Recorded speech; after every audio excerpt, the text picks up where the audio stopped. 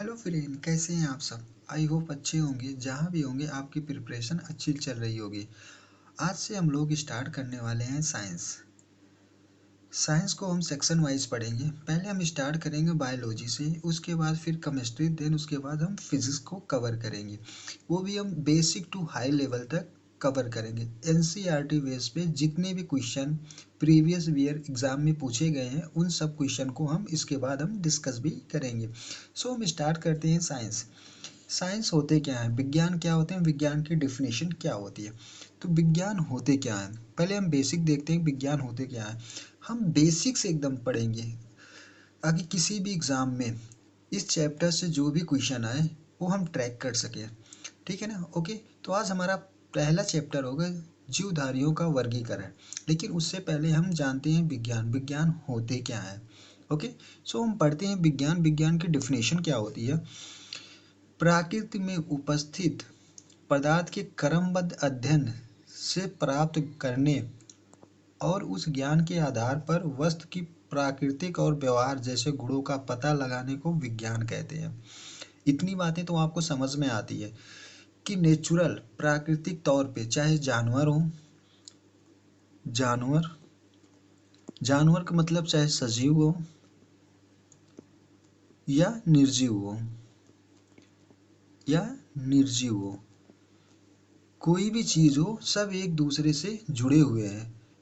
सब विज्ञान के अंतर्गत आते हैं, चाहे नेचुरल रूप से, प्राकृतिक रूप से सजीव चीज़ें हों, सजीव में चाहे जंतु हों, चाहे वनस्पति हो, और निर्जीव में चाहे कोई वस्तु हो, नॉन लिविंग चीज़ हो, ये सब चीज़ें विज्ञान से जुड़े हुए हैं। तो विज्ञान की परिभाषा क्या होती है, तो आपने देखा प्राकृतिक में उपस्थित पदार्थ के क्रमबद्ध अध्ययन से प्राप्त करने और उसके आधार पर वस्तु की प्राकृतिक और व्यवहार जैसे गुणों का पता लगाने को विज्ञान कहते हैं। अब देखते हैं पदार्थ क्या है। पदार्थ मतलब द्रव क्या होते हैं। द्रव दो तरह से होते हैं। पहला हमारा होता है सजीव। सजीव का मतलब होता है लिविंग। लिविंग के अंतर्गत आपके एनिमल्स आते हैं, एनिमल्स, और प्लांट भी आते हैं। प्लांट प्लांट मीन्स पौधे भी आते हैं, आपके प्लांट्स भी आते हैं। ठीक है ना। तो सजीव, सजीव में आपके जीव विज्ञान आते हैं। जीव विज्ञान मतलब बायोलॉजी, बायोलॉजी। सजीव के अंतर्गत आप बायोलॉजी आते हैं। बायोलॉजी को दो भागों में डिवाइड किया गया है। पहला आपका है जंतु विज्ञान सॉरी, दूसरा आपका है वनस्पत विज्ञान। अब जंतु विज्ञान के जनक अरस्तु हैं और वनस्पत विज्ञान के जनक थियोफ्रेटस हैं। ठीक है ना। जैसे हम दूसरा देखते हैं निर्जीव। निर्जीव को भी दो भागों में बांटा गया जिसको बोलते हैं व्यवहारिक विज्ञान। पहले व्यवहारिक विज्ञान क्या होते हैं इनके बारे में हम थोड़ा डिस्कस करते हैं। जैसे निर्जीव को दो भागों में बांटा गया। पहला होता है आपका भौतिकी विज्ञान जिसको हम बोलते हैं फिजिक्स, फिजिक्स। और दूसरा हमारा होता है रासायनिक विज्ञान जिनको हम केमिस्ट्री बोलते हैं, केमिस्ट्री। ठीक है ना। तो भौतिक विज्ञान के जनक कौन है, न्यूटन है। और रसायन विज्ञान के जनक कौन है, लेवोजियर है। ठीक है ना। आई होप इतनी बातें आपको क्लियर हुई होगी। अब व्यवहारिक विज्ञान होते क्या है। व्यवहारिक विज्ञान का मतलब आपने फिजिक्स में देखा होगा, कोई एलिमेंट है, एलिमेंट का मतलब तत्व है, वो मानव से निर्मित है। मतलब नेचुरल नहीं है, प्राकृतिक नहीं है कि प्राकृतिक रूप से वो हो, लेकिन ये मानव से निर्मित है। जब कोई चीज़ मानव से निर्मित होती है, कोई चीज़ मानव उस पर एक्सपेरिमेंट करता है, जैसे भौतिक विज्ञान में जो भी एलिमेंट होते हैं उसे मानव द्वारा निर्मित किया जाता है, उससे मानव द्वारा एक्सपेरिमेंट किया जाता है। वैसे रसायन विज्ञान में, केमिस्ट्री में जो भी केमिकल्स होते हैं वो मानव द्वारा निर्मित किए जाते हैं, मानव द्वारा रिसर्च किए जाते हैं, इसलिए इन्हें व्यवहारिक विज्ञान कहते हैं। ये हमेशा निर्जीव में आते हैं। आपके फिजिक्स में जैसे कोई लकड़ी हुआ, कोई एलिमेंट हुआ, लोहा हुआ, पीतल हुआ, चांदी हुई, ये सब चीज़ें क्या है, अगर हम यूज करते हैं इनको तो क्या है, ये सब चीज़ें नॉन लिविंग चीज़ें हैं, इसलिए निर्जीव में आते हैं। ऐसे केमिकल में हुआ, चाहे केमिकल में आपका कार्बन डाइऑक्साइड हुआ, हाइड्रोजन हुआ, हीलियम गैस हुई, कोई भी चीज़ हुआ, जो भी एलिमेंट है इसके अंतर्गत आते हैं वो आपकी नॉन लिविंग होती हैं। ठीक है ना। इसमें आपका न्यूट्रिशन, ग्रोथ, ये सब चीज़ें, रिप्रोडक्शन नहीं होता। अब हम देखते हैं सजीव द्रव। सजीव द्रव मतलब जीव विज्ञान। जीव विज्ञान मतलब होता है, एक परिभाषा होती है कि ये प्राकृतिक होते हैं, प्राकृतिक होते हैं। प्राकृतिक मतलब ये नेचुरल होते हैं, नेचुरल, ये मानव द्वारा निर्मित नहीं होते। मानव द्वारा निर्मित ये नहीं होते। आप सृष्टि पे देखते हैं जिन चीज़ों में विकास होता है, विकास का मतलब ग्रोथ होता है, ठीक है ना। जिन चीज़ों में ग्रोथ होता है, चाहे वो प्लांट हो, चाहे एनिमल्स हो, कोई भी चीज़ हो, उन सबको लिविंग में रखा गया, सजीव द्रव में रखा गया है, ठीक है ना। ओके, जैसे वनस्पत विज्ञान में, वनस्पत विज्ञान क्या होते हैं, प्लांट के अंतर्गत आते हैं, ठीक है ना। जंतु विज्ञान में एनिमल्स आते हैं। तो ये सब चीज़ें क्या होती हैं, सजीव होते हैं, सजीव के अंतर्गत आते हैं, ठीक है ना। ये सब चीज़ें नेचुरल होती हैं, प्राकृतिक तौर पे होती हैं, इसलिए इनको सजीव द्रव में रखा गया। आई होप आपको इतनी बातें क्लियर होगी। अब हम स्टार्ट करते हैं विज्ञान। विज्ञान, विज्ञान होता क्या है, ठीक है ना। अब हम पढ़ते हैं विज्ञान के बारे में, विज्ञान होता क्या है। जैसे विज्ञान का जीवन परिचय, विज्ञान का जीवन परिचय। अब विज्ञान के जीवन परिचय का हम देखते हैं, विज्ञान का सामान्य जीवन परिचय। पहले इसकी हम डिफिनेशन देखते हैं, इसकी डिफिनेशन होती क्या, फिर इसके बारे में एक एक करके हम डीपली पढ़ेंगे, ठीक है ना। तो विज्ञान की वह शाखा जिसके अंतर्गत जीवधारियों का अध्ययन किया जाता है। जीवधारियां मतलब ये भी लिविंग होते हैं। जीवधारी मतलब जैसे जंतु विज्ञान में आते हैं। जीवधारियों का अध्ययन किया जाता है, जंतुओं का अध्ययन किया जाता है, उसे जंतु विज्ञान कहते हैं, जूलॉजी कहते हैं। पादप रोगों का अध्ययन किया जाता है, मतलब पौधों में जो रोग लगते हैं उसका अध्ययन किया जाता है, उसे वनस्पत विज्ञान या बॉटनी कहते हैं। आई होप इतनी बातें आपको क्लियर होगी। इसमें 3 चीज़ों का जिक्र किया गया जीवधारियों का। जीवधारियों में एनिमल्स, ये सब चीज़ें आते हैं, और जंतुओं में आप समझ सकते हैं जंतु विज्ञान में। उसके बाद अब वनस्पत विज्ञान बॉटनी, जिसमें पेड़ पौधे आते हैं, तथा सूक्ष्म जीवों जैसे बैक्टीरिया, इन सब चीज़ों का अध्ययन किया जाता है, ठीक है ना, इसके अंतर्गत, ठीक है ना। अब देखते हैं जीव विज्ञान शब्द का सर्वप्रथम प्रयोग लैमार्क तथा ट्रेविरियस ने 1802 में किया था। मतलब जीव विज्ञान का जो सर्वप्रथम प्रयोग किया गया था शब्द का, कि जीव विज्ञान शब्द किसके किसने रखा था, किसने इसका नामकरण किया गया, तो किसने किया गया था, लैमार्क और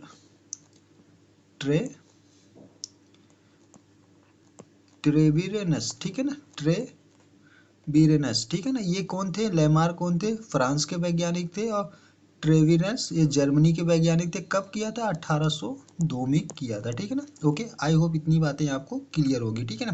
तो जीव विज्ञान को अब देखते हैं, जीव विज्ञान की शाखाएं।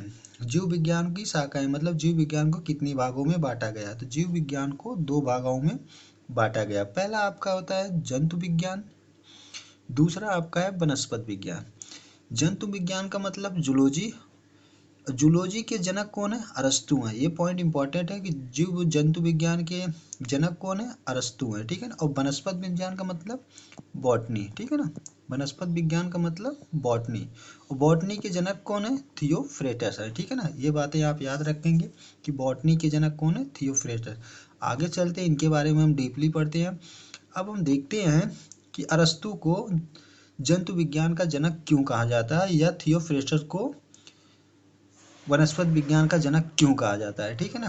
तो ये चीज़ें हम देखते हैं। तो हम इनकी डिफिनेशन, अरस्तु ने अपनी पुस्तक हिस्टोरिया एनिमेलियम, अरस्तु ने अपनी पुस्तक हिस्टोरिया एनिमेलियम में लगभग 500 प्रकार के जंतुओं का वर्णन किया है, इसलिए इन्हें जंतु विज्ञान का जनक कहा जाता है। मतलब इन्होंने कहने का मतलब ये है, पहली चीज़ तो पहला पॉइंट है, अरस्तु की पुस्तक का क्या नाम है, हिस्टोरिया एनिमेलियम, ठीक है ना। तो ये चीज़ आप ध्यान रखेंगे कि अरस्तु की पुस्तक का क्या नाम, एनिमेलियम, और इन्होंने 500 प्रकार के जंतुओं का इस पुस्तक में, हिस्टोरिया एनिमेलियम में 500 प्रकार जंतुओं का वर्णन किया है, इसलिए इन्हें जंतु विज्ञान का जनक कहते हैं। आई होप इतनी बातें आपको क्लियर हुई होगी, ठीक है। अब देखते हैं थियोफ्रेस्टस। थियोफ्रेस्टस की पुस्तक का क्या नाम है, हिस्टोरिया प्लेंटरम, ठीक है ना, हिस्टोरिया प्लेंटरम, ठीक है ना। इन्होंने भी 500 प्रकार के पौधों का वर्णन किया है, इसलिए इन्हें वनस्पत विज्ञान का जनक कहते हैं। तो वनस्पत विज्ञान का जनक थियोफ्रेस्टस क्यों कहा जाता है, क्योंकि इन्होंने 500 प्रकार के पौधों का वर्णन किया है। किस में किया है, हिस्टोरिया प्लेटिनम बुक में किया है, ठीक है ना। आई होप इतनी बातें आपको क्लियर होगी। ये क्वेश्चन डायरेक्ट पूछा जाता है कि थियोफ्रेस्टस की पुस्तक का क्या नाम है, तो ये चीज़ आप याद रखेंगे। ऐसे अरस्तु की पुस्तक का क्या नाम है, हिस्टोरिया एनिमेलियम, ठीक है ना। तो ये चीज़ें आप याद रखेंगे।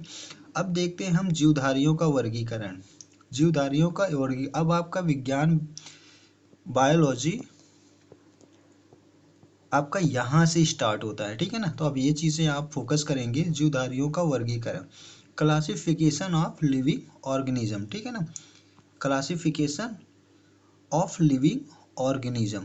अब देखते हैं क्लासिफिकेशन होता क्या। अगर किसी जीवधारियों में अगर बॉडी अगर स्ट्रक्चर का निर्माण होता है, चाहे जंतु हो चाहे मानव, अगर किसी जंतु या मानव में बॉडी के स्ट्रक्चर का निर्माण कैसे होता है, तो पहली चीज हम देखते हैं, पहले कोशिका का निर्माण होता है, कोशिका से ऊतक का निर्माण होता है, फिर ऊतक से अंग का, अंग से अंग तंत्र का निर्माण, अंग तंत्र से फिर एक जीव बनता है, फिर एक जीव बनता है, ऑर्गेनिज्म बनता है।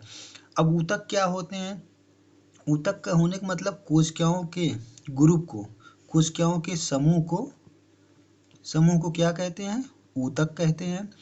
अब ऊतक के समूह को अंग कहा जाता है, ऊतक के समूह को अंग कहा जाता है, और अंग के समूह को अंग तंत्र कहा जाता है, और अंग तंत्र के समूह को पूरे एक जीव का निर्माण होता है, जिसे ऑर्गेनिज्म कहते हैं। आई होप ये बातें आपको क्लियर होगी। ये एक सीरीज है, इसी सीरीज में आपको डायरेक्ट ऑप्शन दे दिया जाएगा जीवधारियों का वर्गीकरण कैसे होता है, ठीक है ना। तो एक सीरीज दिया जाएगा, तो पहले कोशिका दिया जाएगा, फिर दूसरे पे ऊतक, फिर तीसरे पे अंग, चौथे पे अंग तंत्र और पांचवें पे जीव, ठीक है ना। तो ये सीरीज आपको याद रखना, ये डायरेक्ट क्वेश्चन पूछा जा सकता है, ठीक है ना। आई होप इतनी बातें आपको क्लियर हुई होंगी। चलते हैं नेक्स्ट देखते हैं इनके बारे में, ठीक है। नेक्स्ट हम देखते हैं जीवधारियों के आधुनिक वर्गीकरण, जीवधारियों के आधुनिक वर्गीकरण। जीवधारियों के आधुनिक वर्गीकरण की शुरुआत कैरोलस लीनियस ने की थी। किसने की थी, जीवधारियों के आधुनिक वर्गीकरण की शुरुआत कैरोलस लीनियस ने की थी, ये चीज आप याद रखेंगे। कैरोलियस लीनियस को वर्गीकी का पिता कहते हैं, father of taxonomy. Father of taxonomy किसे कहते हैं, कैरोलियस लीनियस को कहा जाती है। तो ये चीज आप याद रखेंगे कि जीवधारियों के आधुनिक वर्गीकरण की शुरुआत किसने की थी, कैरोलस लीनियस ने की थी, पहला पॉइंट। और दूसरी पॉइंट, इनको वर्गीकी का पिता कहा जाता है, वर्गीकी का पिता कहा जाता है, फादर ऑफ टेक्सोनॉमी किसको कहा जाता है, कैरोलस लीनियस को कहा जाता है। आई होप इतनी बातें आपको क्लियर हुई होंगी। अब नेक्स्ट देते हैं, कैरोलस लीनियस की एक बुक है, उसका नाम क्या, कैरोलस ने एक बुक लिखी है सिस्टमा नेचुरी, सिस्टमा नेचुरी, जिसमें उन्होंने सभी जीवों के वर्गीकरण को दो भागों में विभाजित किया है। तो पहला पॉइंट क्या है कि कैरोलस लीनियस की बुक का नाम क्या है, तो क्या नाम है, सिस्टमा नेचुरी।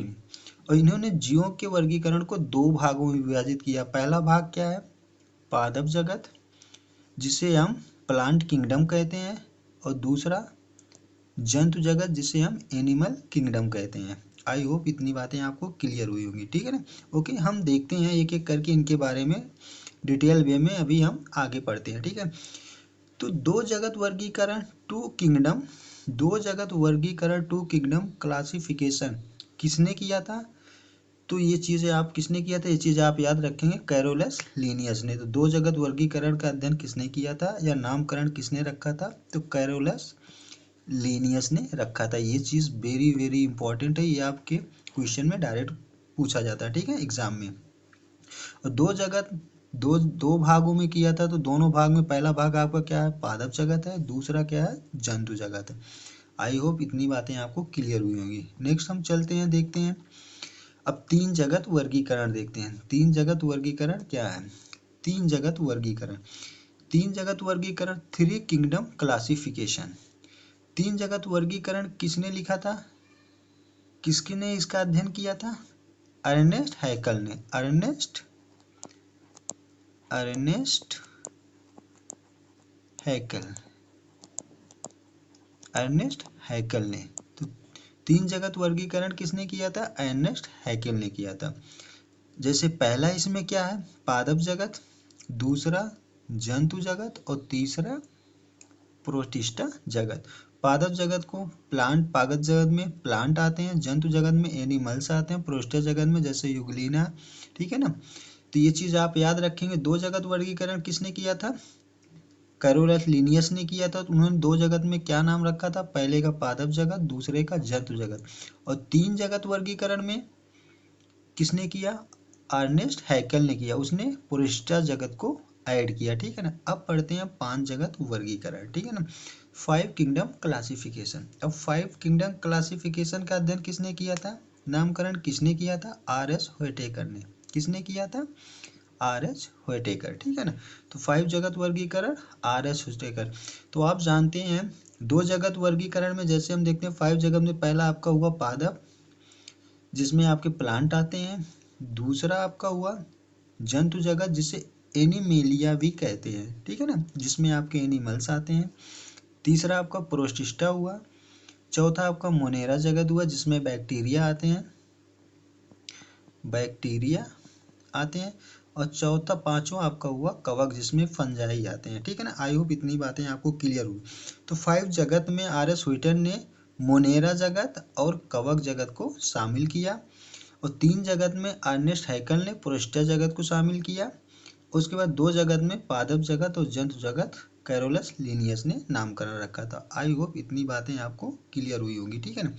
ठीक है ना। अब हम देखते हैं कुछ पॉइंट हैं जो हमें जानना बहुत ज़रूरी है एग्जाम पॉइंट ऑफ व्यू से, ठीक है ना। तो हम एक एक करके इनके बारे में हम डिस्कस करते हैं। तो हम देखते हैं पादप जगत, ठीक है ना। पादप जगत क्या होते हैं? पादप जगत के बारे में हम डिटेल वे में डिस्कस करते हैं। तो इस जगत में इस जगत में प्रायः रंगीन बहुकोशिकीय प्रकाश संश्लेषण उत्पादक जीव सम्मिलित हैं, जिसमें पुष्पीय तथा अपुष्पीय पौधे भी इसी जगत के अंग हैं। तो इनमें समझने योग्य बात यह, पहली चीज ये जानिए बहुकोशिकीय होते क्या हैं, ठीक है ना, और प्रकाश संश्लेषण होता क्या है, ठीक है ना। ये 2 पॉइंट आपको जानना बहुत जरूरी है कि जैसे इसमें कहा गया कि इस जगत में प्रायः रंगीन बहुकोशिकीय प्रकाश संश्लेषण उत्पादक जीव सम्मिलित हैं तथा पुष्पीय तथा अपुष्पीय पौधे इसी जगत के अंग हैं, ठीक है ना। तो पहले हम देखते हैं होते क्या है बहुकोशिकीय, ठीक है ना। बहुकोशिकीय का मतलब क्या होता है? जिनमें एक से ज्यादा कोशिका होती है, ठीक है ना। जैसे एक कोशिका, 2 कोशिका, इसमें एक से अधिक कोशिका होती है, एक से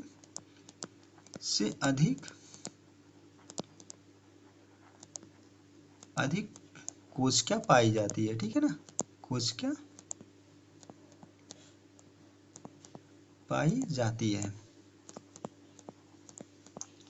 अब देखते हैं प्रकाश संश्लेषण का मतलब होता है ऐसे जीव जो प्रकाश से अपना भोजन प्राप्त करते हैं, मतलब जो स्वपोषी होते हैं, स्वपोषी ऐसे जीव जो स्वपोषी होते हैं, जो दूसरे जीव पर निर्भर नहीं होते, प्रकाश से अपना भोजन प्राप्त करते हैं, ठीक है ना, उन्हें बोलते हैं प्रकाश संश्लेषण, ठीक है ना। और पुष्पीय मतलब ऐसे प्लांट जिसमें फल तथा फूल दोनों लगते हैं, और अपुष्पीय मतलब ऐसे प्लांट जिसमें फल और फूल नहीं लगते, ठीक है ना। ये सब इसी जगत में आते हैं, किसमें आते हैं? पादप जगत में। अब दूसरा हम देखते हैं एनिमेलिया को जंतु जगत भी कहते हैं, ओके। तो इस जगत में सभी बहुकोशिकीय जंतु, समभोजी यूकैरियोटिक उपभोक्ता जीव सम्मिलित किए गए, इनको मेटाजोआ भी कहते हैं। अब यूकैरियोटिक क्या होते हैं, ये चीज समझने योग्य है। यूकैरियोटिक का मतलब क्या? पहली चीज तो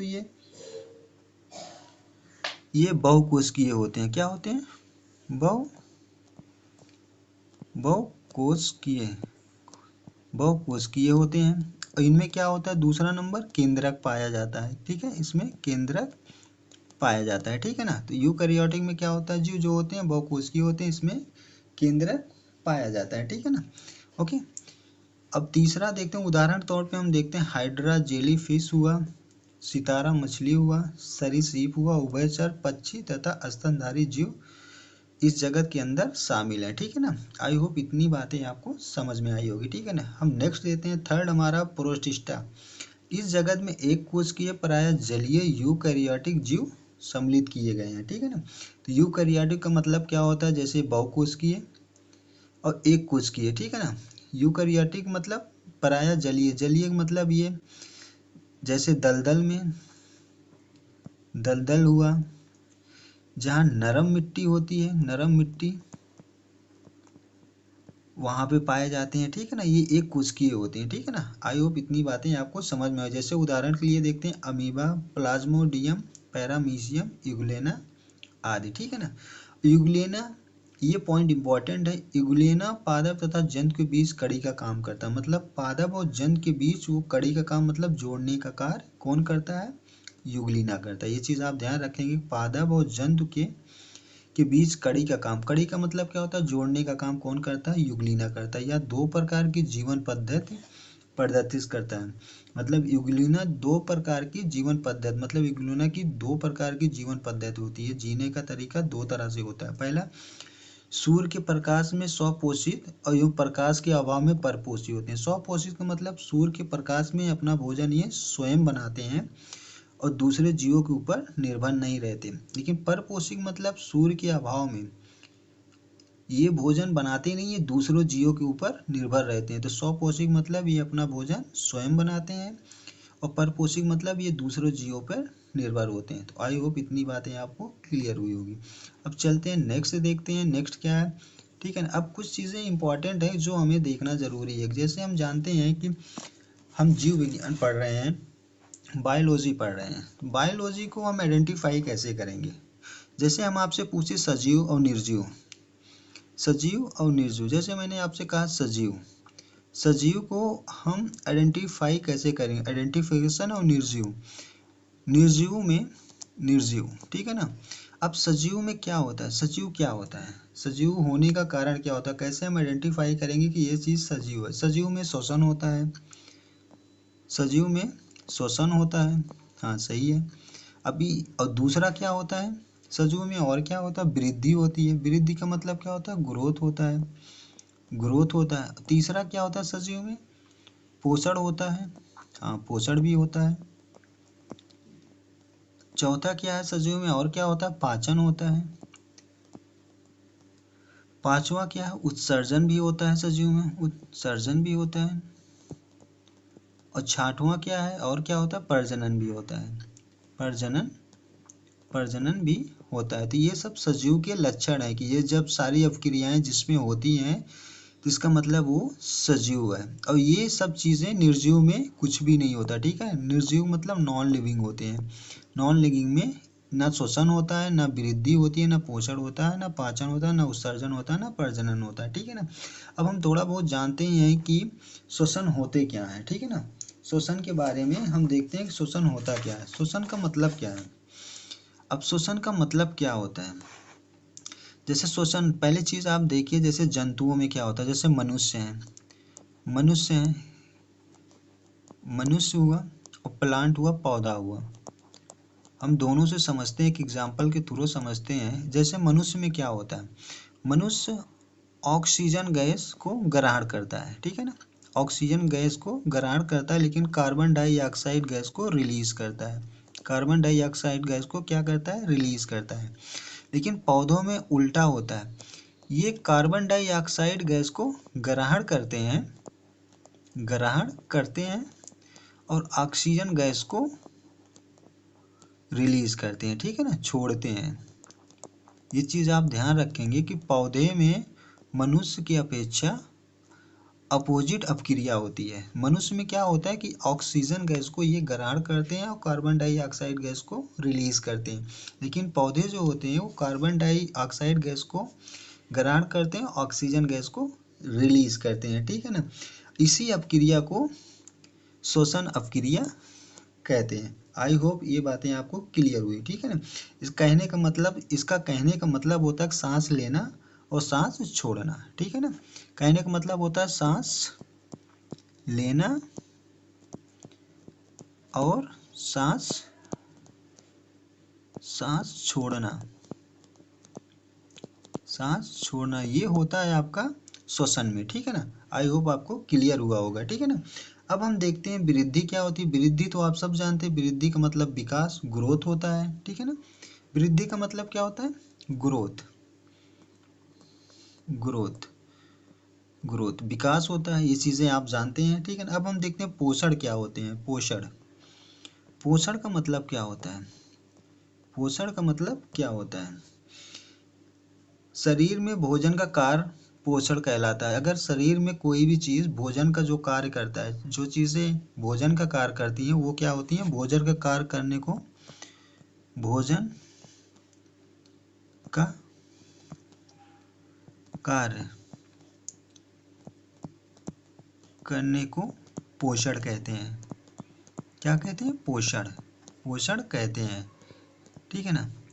अब कोई किसी भी चीज़ से जब हमें एनर्जी मिलती है, चाहे कोई फूड हो, कोई खाने की चीज़ हो, चाहे प्रकाश, पौधों में प्रकाश से जिन चीज़ों से हमें ऊर्जा प्राप्त होती है उसे हम पोषण कहते हैं, ठीक है ना। सीधी सी भाषा में ऊर्जा प्राप्त करना, ठीक है ना। ऊर्जा प्राप्त करना पोषण कहलाता है। आई होप इतनी बातें आपको क्लियर होगी, ठीक है ना।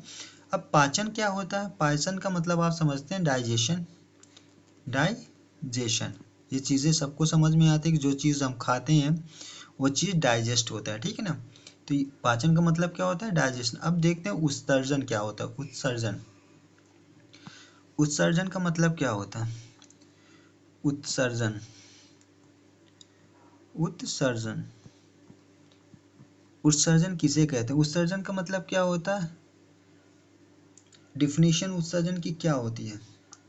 मतलब ये मेटाबॉलिक होते हैं। फलस्वरूप क्या होते हैं कि जो फूड हम खाते हैं, जो चीज़ हम खाते हैं जिससे हमें एनर्जी मिलती है, ऊर्जा मिलती है, उन चीज़ों को हम बाहर निकालते हैं। क्या करते हैं? पदार्थों को बाहर उत्सर्जित करते हैं, ठीक है ना। उत्सर्जन का मतलब जो चीज़ हम खाते हैं, चाहे फूड हुआ, जो भी हुआ, भोजन के रूप में जो चीज़ हम ग्रहण करते हैं उनको हम क्या करते हैं? उत्सर्जित पदार्थ को हम बाहर निकालते हैं। उत्सर्जित पदार्थ को, उत्सर्जित पदार्थ को बाहर निकालना को बाहर निकालने को उत्सर्जन कहते हैं, ठीक है ना। आई होप इतना आपको समझ में आता है, ठीक है ना, क्लियर हुआ होगा, ठीक है ना। तो उत्सर्जन क्या होता है? जो हमारे अंदर फूड होता है, भोजन होता है, जो एनर्जी हम लेते हैं, ठीक है ना, जो चीज़ खाते हैं, डाइजेस्ट होने के बाद उन पदार्थों को, उत्सर्जित पदार्थों को हम बाहर निकालते हैं, उसे क्या कहते हैं? उत्सर्जन। अब प्रजनन क्या होता है? प्रजनन का मतलब क्या होता है? जब कोई जीव, जैसे कोई जीव है, ठीक है ना, जैसे कोई जीव में मान लीजिए एनिमल्स हुआ, एनिमल्स, ठीक है ना, एनिमल, ठीक है, कोई एनिमल है, ठीक है ना, चाहे एनिमल हो चाहे कोई प्लांट हो, ठीक है ना, एनिमल हो चाहे कोई प्लांट हो, ठीक है ना, कोई भी चीज़ हो। जब ये, जैसे प्लांटों में भी बीज होते हैं, जब कोई बीज जमीन पृथ्वी पर गिरता है तो क्या होता है? दूसरे पौधे उगते हैं, ठीक है ना, दूसरे पौधे उगते हैं, ठीक है ना। जब प्लांट के बीज जमीन पे गिरते हैं तो इनसे दूसरे पौधे उगते हैं। इसी को, दूसरे पौधे को उगने को क्या कहते हैं? प्रजनन कहते हैं। जैसे एनिमल्स में, एनिमल्स जब एक एनिमल से, चाहे मादा एनिमल्स हो, फीमेल, ठीक है ना, मादा मादा एनिमल्स में क्या होता है? जब ये बच्चे देते हैं, ठीक है ना, ठीक है ना, जब ये बच्चे देते हैं तो क्या होता है? इनमें प्रजनन होता है, ठीक है ना। तो ये अपनी जात का बोध कराते हैं, जात में क्या करते हैं? वृद्धि कराते हैं, ठीक है ना। तो आई होप आपको समझ में आया होगा कि प्रजनन क्या होता है। जैसे हमने आपको बताया, एक प्लांट, प्लांट के बीज जब जमीन पे गिरते हैं तो दूसरे प्लांट का निर्माण होता है, तो उसी को क्या कहते हैं? प्रजनन कहते हैं। तो आई होप इतनी बातें आपको क्लियर हुई होंगी। तो चलते हैं हम आगे, देखते हैं इनके बारे में और क्या है। अब देखते हैं मोनेरा जगत। मोनेरा जगत क्या होता है?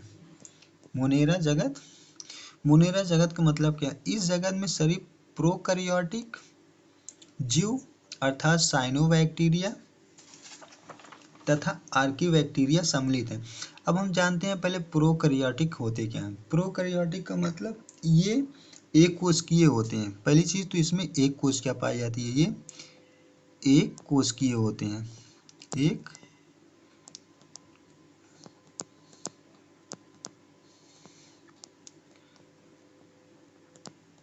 एक कोशिकीय होते हैं, ठीक है ना।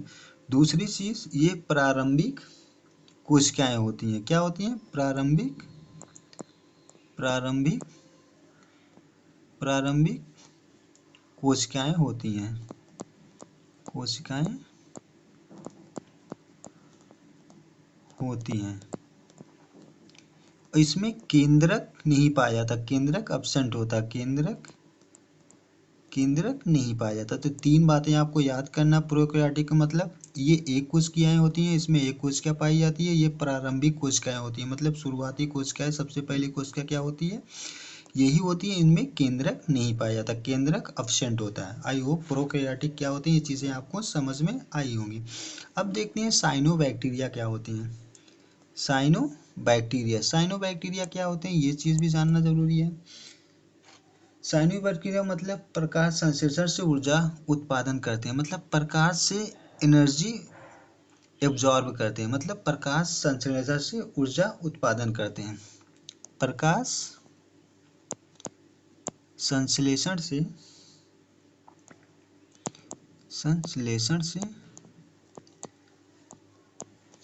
ऊर्जा उत्पादन करते हैं, ठीक है ना, ऊर्जा का उत्पादन करते हैं। मतलब प्रकाश संश्लेषण से ये ऊर्जा का उत्पादन करते हैं, मतलब ये स्वपोषी होते हैं। कहने का मतलब क्या होता है, स्वपोषी होते हैं। स्वपोषी जीव क्या होते हैं, हमने आपको पहले भी बताया। स्वपोषी जीव जो प्रकाश संश्लेषण से वो अपना ऊर्जा या अपना भोजन स्वयं बनाते हैं, ठीक है। तो यही होते हैं साइनोबैक्टीरिया। अब देखते हैं आर्कीबैक्टीरिया क्या होते हैं। आर्कीबैक्टीरिया के बारे में भी जानते हैं। आर्कीबैक्टीरिया ये सबसे प्राचीन बैक्टीरिया होते हैं, मतलब सबसे पुराने बैक्टीरिया होते हैं, ठीक है ना। इनको बैक्टीरिया क्यों कहा जाता है, अगर हम माइक्रोस्कोप से हम इनको देखते हैं तो ये बैक्टीरिया जैसा इनका स्ट्रक्चर दिखाई देता है, ठीक है ना। तो इसलिए इनको आर्कीबैक्टीरिया कहा जाता है। आई होप इतना आपको समझ में आया होगा। अब देखते हैं नेक्स्ट हमारा है कवक, फंजाई। इस जगत में यूकैरियोटिक तथा परपोषी जीवधारी सम्मिलित किए गए हैं। परपोषी मतलब ऐसे जीव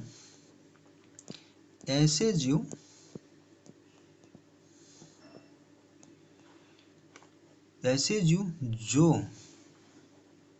अपने भोजन के लिए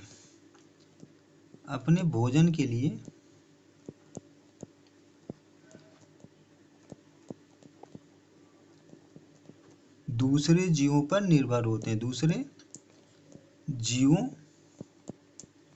पर निर्भर रहते हैं, ठीक है ना। तिन्हें क्या बोलते हैं, परपोषी, ठीक है ना, सम्मिलित है। और मृतजीवी क्या होते हैं, मृतजीवी ये भी इंपॉर्टेंट है। मृतजीवी का मतलब ऐसे जीव जो कार्बनिक पदार्थों से अपना भोजन प्राप्त करते हैं। मतलब कार्बनिक पदार्थ का मतलब जैसे पेड़ पौधे से जो पत्तियां गिरती हैं दलदल जगह पे, जहाँ पे गीला होता, मिट्टी में नमी होती, सड़ने के बाद उनसे जो अपना भोजन प्राप्त करते हैं उन्हें क्या बोलते हैं, मृतजीवी बोलते हैं। जैसे एग्जाम्पल तौर पे हमारा मशरूम हुआ, ईस्ट हुआ, पेंसिलियम हुआ, सब इसी जगत के सदस्य हैं। और एक पॉइंट और देखिएगा, इसमें जो कोशिका भित्ति होती है वो किसकी बनी होती है, काइटिन की बनी होती है। क्वेश्चन डायरेक्ट पूछा जाता है कि कवक में जो कोशिका भित्ति बनी होती है किसकी बनी होती है, काइटिन की बनी होती है। आई होप इतनी बातें आपको क्लियर हुई होगी, ठीक है ना। अब हम चलते हैं प्रीवियस ईयर क्वेश्चन देखते हैं जो इस टॉपिक से प्रीवियस ईयर क्वेश्चन पूछे गए थे, ठीक है। तो हमारा पहला क्वेश्चन है, जीव विज्ञान का पिता किसे कहा जाता है। जीव विज्ञान का बायोलॉजी फादर किसे कहा जाता है। ये क्वेश्चन एनटीपीसी में जो रिसेंट में एग्जाम हुआ था 2021 में पूछा गया था, ठीक है ना। तो हमारे ऑप्शन है, option A Charles Darwin, option B Carolus Linnaeus, option C अरस्तु, option D Gregor John Mendel. तो हम देखते हैं एलिमिनेशन मेथड क्या होता है। अगर हम किसी क्वेश्चन को करते हैं एलिमिनेशन मेथड से, तो ग्रेगर जॉन मेंडल क्या था, ये मटर के पौधे पर इन्होंने रिसर्च किया था अनुवांशिक के लिए, ठीक है ना, मटर के पौधों पर, ठीक है ना, ठीक है ना।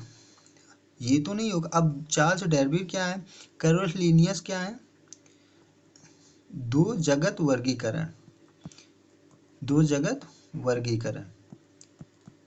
वर्गीकरण का अध्ययन किसने किया था, कैरोलस लिनियस किया था। तो हमारा ऑप्शन क्या हुआ, जीव विज्ञान का पिता किसे कहा जाता है, तो अरस्तु को। हमारा ऑप्शन क्या हुआ, ऑप्शन सी राइट है, ठीक है ना। अब चलते हैं नेक्स्ट, हम देखते हैं नेक्स्ट हमारा क्वेश्चन है वनस्पत विज्ञान के जनक कौन है। ये भी क्वेश्चन आप देखिए एसएससी 2019 में पूछा गया था कि वनस्पत विज्ञान के जनक कौन है। तो हमारे ऑप्शन है, option A Charles Darwin, option B Carolus Linnaeus, option C अरस्तु, ऑप्शन डी थियोफ्रेस्टर। तो हमारा ऑप्शन क्या है, हमारे ऑप्शन है थियोफ्रेस्टस। आप जानते हैं कि अरस्तु ने जंतु विज्ञान के जनक हैं, कैरोलिनियस द्वि जगत वर्गीकरण के अध्ययन किया था, ठीक है ना। तो आई होप आपको क्लियर होगा वनस्पति विज्ञान के जनक कौन है, थियोफ्रेस्टस है। हमारा नेक्स्ट क्वेश्चन है, निम्नलिखित में से किताब में थियोफ्रेस्टस ने 500 प्रकार के पौधों का वर्णन किया। अभी इससे पहले हम लोगों ने डिस्कस किया था थियोफ्रेस्टस के बुक का क्या नाम था। तो थियोफ्रेस्टस ने 500 प्रकार के पौधों का वर्णन किस बुक में किया था। हमारा ऑप्शन है Historia Plantarum, number 2 Historia botany, number 3 botany, number 4 Systema Naturae. तो हमारा ऑप्शन क्या है, हिस्टोरिया प्लेटनम, ठीक है ना। Option number A is right, ठीक है ना। नेक्स्ट क्वेश्चन है, 5 जगत वर्गीकरण द्वारा प्रस्तावित किया गया। ये भी क्वेश्चन एसएससी में पूछा गया था, एसएससी सीजीएल 2020 में पूछा गया था कि 5 जगत वर्गीकरण द्वारा प्रस्तावित किया गया था। तो हमारे ऑप्शन ए है Carolus Linnaeus, option B Darwin, option C अरस्तु, ऑप्शन डी व्हिटेकर। तो हमारा ऑप्शन क्या है, ऑप्शन डी आर.एच. व्हिटेकर, ठीक है ना, टेकर, ठीक है ना। आई होप इतनी बातें आपको क्लियर हुई होंगी, ठीक है ना, ठीक है। अब नेक्स्ट क्वेश्चन हमारा क्या है, नेक्स्ट क्वेश्चन हम देखते हैं, कोशिका विज्ञान। कोशिका विज्ञान किसके अध्ययन से संबंधित है। ये भी क्वेश्चन आप देखिए एसएससी सीएचएल 2021 में पूछा गया। जितने भी क्वेश्चन प्रीवियस ईयर के हैं और जितने भी क्वेश्चन इस टॉपिक से पूछे जा सकते हैं, इन सब क्वेश्चन के बारे में, इन सब टॉपिक के बारे में हम डिस्कस किया है, ठीक है ना। जहाँ से भी क्वेश्चन पूछे जा सकते हैं उन सब पॉइंट को हमने इसमें ऐड किया है, ठीक है ना। तो आप खुद देख रहे हैं प्रीवियस ईयर में किस लेवल से इस टॉपिक से क्वेश्चन पूछे जाते हैं। तो आई होप अगर आप ये वीडियो अच्छे से देखते हैं तो इससे बाहर आपको एक भी क्वेश्चन देखने को नहीं मिलेगा। और आप किसी भी एग्जाम की तैयारी कर रहे हैं जिसमें साइंस पूछा जाता है तो इस टॉपिक से 1 से 2 क्वेश्चन फिक्स होता है। आप कोई भी पेपर उठा के देख लीजिए प्रीवियस ईयर, 1 से 2 क्वेश्चन जो कि वर्गीकरण से फिक्स होता है, ठीक है ना। तो हम अपने क्वेश्चन पे चलते हैं। क्वेश्चन क्या है हमारा, कोशिका विज्ञान किसके अध्ययन से संबंधित है। हमारे ऑप्शन ए जीवाणु, ऑप्शन बी पौधों से, ऑप्शन सी कुकुरमुत्ता से, ऑप्शन डी कोशिका से। तो ये इजी है। तो हमारा कोशिका विज्ञान किससे संबंधित है, कोशिका से, ठीक है ना। आई होप आपको समझ में आया होगा। नेक्स्ट क्वेश्चन हमारा क्या है, कोशिका विज्ञान के जनक के रूप में जाना जाता है। ये भी क्वेश्चन देखिए यूपी पीसीएस 2018 में पूछा गया था कि कोशिका विज्ञान के जनक के रूप में जाना जाता है। तो हमारे ऑप्शन है Robert Hooke, option B Michael Faraday, option C Frederick Winslow Taylor, option D Gregor Mendel, ठीक है। तो हमारा ऑप्शन क्या, ऑप्शन ए इज राइट, ठीक है ना, ठीक है ना। अब हम चलते हैं नेक्स्ट क्वेश्चन, 3 जगत वर्गीकरण किसने दिया। 3 जगत वर्गीकरण किसने दिया, ये भी क्वेश्चन ग्रुप डी में पूछा गया 2018 में, ठीक है ना। तो हमारे ऑप्शन ए में एर्नेस्ट हैकेल, ऑप्शन बी में R H. Whittaker, option C Carolus Linnaeus, option D अरस्तु। अरस्तु तो आप जानते हैं जंतु विज्ञान के जनक हैं, किसके, जंतु विज्ञान के जनक हैं। कैरोलस लीनियस द्विनाम वर्गीकरण जो किया था, वर्गीकरण द्विजगत वर्गीकरण के, इसके अध्ययन किया था आर.एच. व्हिटेकर। 5 जगत वर्गीकरण के थे। तो उसके बाद हमारा 3 जगत वर्गीकरण का आंसर क्या हुआ, एर्नेस्ट हैकेल, ठीक है ना। आई होप आपको समझ में आया होगा, ठीक है ना, ठीक है ना। तो इतना ही इस चैप्टर में जो कुछ इंपॉर्टेंट था हम लोगों ने डिस्कस किया। नेक्स्ट वीडियो में नेक्स्ट टॉपिक के साथ हम मिलते हैं। अगर आपको वीडियो पसंद है तो वीडियो को लाइक करें, चैनल को सब्सक्राइब करें। देन मिलते हैं अगेन, तब तक के लिए टेक केयर, बाय बाय।